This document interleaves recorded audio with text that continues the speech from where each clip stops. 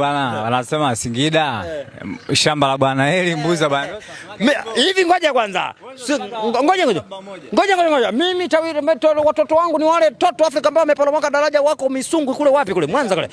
Singida mimi sio Tawile kwa sababu hata jeza ziendani. Uwanja ule unaitwa Mwigulu Stadium Airtel kule. Sasa Yanga na Singida wapi na wapi? Hivi ngoja kwanza. Hivi kati ya Singida na Mtoto Amudi nani kapigika mara nyingi? Na siku zote katika maisha walopigika mara nyingi huyo ndo mtoto wako kwa sababu mtoto wako ndo unamuamba kila wakati kwa sababu upo naye. Haya Singida na Mtoto Amudi nani nimemuamba mara nyingi? Mtoto Amudi kafungwa gerezani miaka 6. Hii ya juzi ndio ilikuwa mara 6.5 na ndio maana mpaka sasa wanavyosema sijui sare hamna. Sare zinapatikana makanisani. Ile nimemuamba mara 6.5. Kwa hiyo mimi najua tawi langu watoto Amudi wale. Kwa hiyo sijizime data.